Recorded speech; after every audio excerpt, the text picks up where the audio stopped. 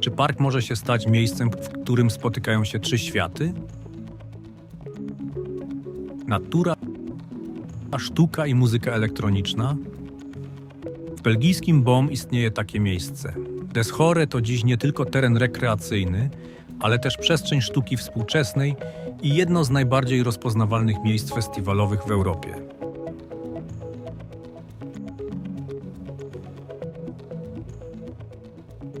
A najbardziej niezwykłymi mieszkańcami parku są gigantyczne drewniane trolle.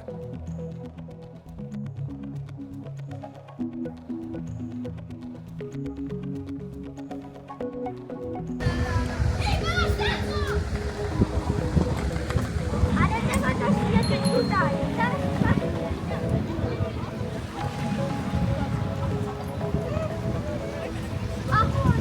W malowniczym parku Des Horre w Boom można spotkać 7 gigantycznych troli.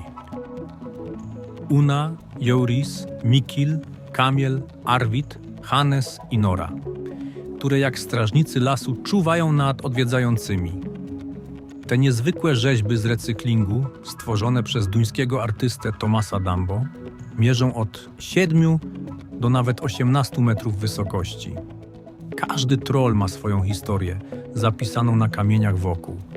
Jest na przykład Kamiel, który codziennie zmienia swoją twarz, czy Nora, najmłodsza z trolli, wciąż nieśmiała i figlarna. Tej akurat nie odnaleźliśmy. Wszystkie postacie niosą ekologiczne przesłanie.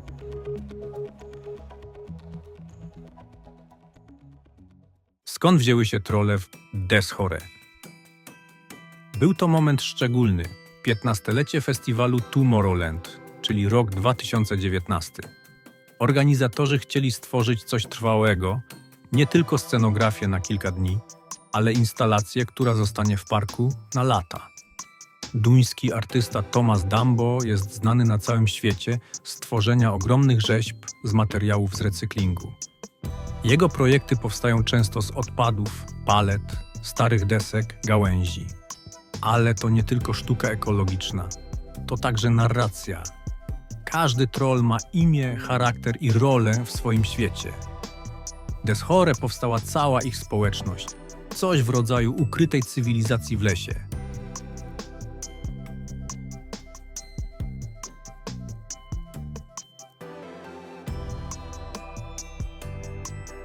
Dambo często angażuje lokalne społeczności w budowę swoich rzeźb. W przypadku Des Horre również wykorzystywano materiały lokalne, co sprawia, że trolle są dosłownie częścią miejsca. Co ważne, trolle nie są oznaczone na mapach parku. Ich odnalezienie to celowe doświadczenie. Coś pomiędzy spacerem a poszukiwaniem skarbów.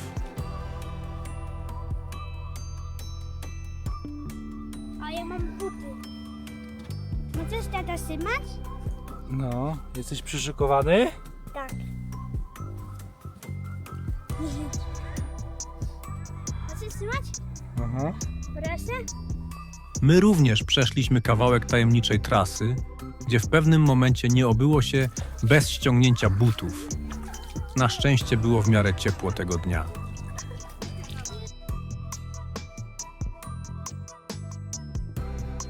Zanim pojawiły się trolle i festiwale, Des Horre miało zupełnie inne oblicze. Teren ten był dawniej obszarem przemysłowym. Wydobywano tu glinę, wykorzystywaną m.in. do produkcji cegieł. Po zakończeniu działalności przemysłowej w XX wieku, teren został stopniowo przekształcony w park rekreacyjny. To przykład udanej rewitalizacji, z przestrzeni przemysłowej w zieloną oazę. Dziś park obejmuje jeziora powstałe po wyrobiskach, ścieżki spacerowe i rowerowe, tereny leśne i łąki, strefy rekreacyjne i edukacyjne. Jest to park prowincjonalny, zarządzany przez region Antwerpii i pełni funkcję zarówno lokalnego miejsca wypoczynku, jak i przestrzeni wydarzeń międzynarodowych.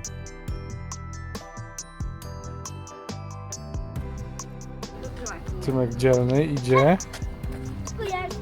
Tutaj dziadek Bogdan może łowić ryby.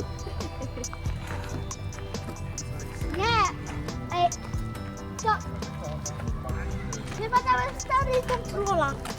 Stary dom trolla. To może kilka słów o festiwalu. Tomorrowland to jeden z największych festiwali muzyki elektronicznej na świecie. Powstał w 2005 roku w Belgii i z czasem stał się globalnym fenomenem.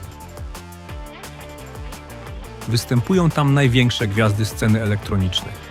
Często ci sami artyści, którzy dominują światowe listy DJ-ów. To wydarzenie międzynarodowe. Ludzie przyjeżdżają tu z ponad 200 krajów. To nie tylko koncert, to doświadczenie kulturowe. Publiczność często traktuje festiwal jak pielgrzymkę. Setki tysięcy uczestników rocznie, dziesiątki scen, transmisje oglądane przez miliony online. W Europie to absolutna czołówka, obok takich wydarzeń jak Ultra czy Creamfields. Swoją drogą nigdy o tych wydarzeniach nie słyszeliśmy, ale my raczej nie gustujemy w takiej muzyce na co dzień. Każda edycja ma własny temat przewodni, jak baśń, świat fantasy lub alternatywna rzeczywistość. I właśnie tutaj pojawia się ciekawa spójność z trollami, bo zarówno festiwal, jak i rzeźby Dembo operują językiem fantazyjnego świata i opowieści. Kto tak nie leżał na festiwalu na łące? A?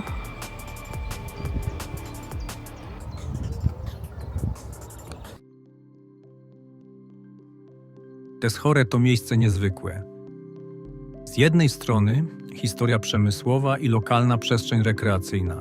Z drugiej globalny festiwal i setki tysięcy ludzi. A pomiędzy tym wszystkim ukryty świat trolli. To rzadki przykład miejsca, gdzie sztuka nie stoi w muzeum, ale żyje w lesie.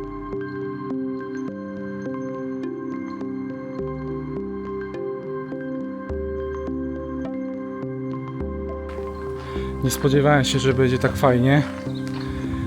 Niesamowite rzeźby. Tak jak wspominałem, albo nie wspominałem, może to wszystko będzie na filmiku, można powiedzieć. Niesamowite rzeczy, bo organizatorzy tego festiwalu zasponsorowali te rzeźby tych trolli, jest ich kilka. Fantastycznie to wszystko wygląda, fantastycznie jest to połączone z parkiem. Ludzie tu mogą przyjść z rodzinami, pojeździć rowerem, nawet specjalnymi ścieżkami, tak zwanymi torem trolli na krosie. Bodajże to Belgowie wynaleźli krosa, by the way. No coś niesamowitego. Można się zachwycać, można naprawdę odpocząć. Magia. I tak sobie pomyślałem, bardzo się cieszę, że tutaj przyjechaliśmy. Ja akurat teraz jestem, sam idę ścieżką trolla. To fajne takie połączenie z przeszłości. Byłem kiedyś na Islandii w 2012 roku i tam też są trolle. I to chyba jeden z nielicznych parków takich olbrzymich trolli w Europie, poza Islandią. Tak mi się wydaje. Musiałbym to gdzieś sprawdzić, gdzie te trolle tak naprawdę tutaj funkcjonują i tworzy się legenda swego rodzaju z trollami, z tymi mieszkańcami, z tą społecznością. Na Islandii jest to ciekawie rozwiązane. To jest w ogóle niesamowity, magiczny kraj. Kraina, wyspa początków. Tam trolle i elfy na Islandii mają swoje prawa. z tego co czytałem bardzo dawno temu, był taki moment, kiedy rząd chciał zbudować autostradę, ale plany przebiegały przez domy, torfowiska, troli i elfów. No i nie zgodzili się. Społeczność się nie zgodziła, powiedziała, to jest miejsce mieszkania elfów i troli, więc no, nie będzie tędy droga. A gdzie jest nasza droga?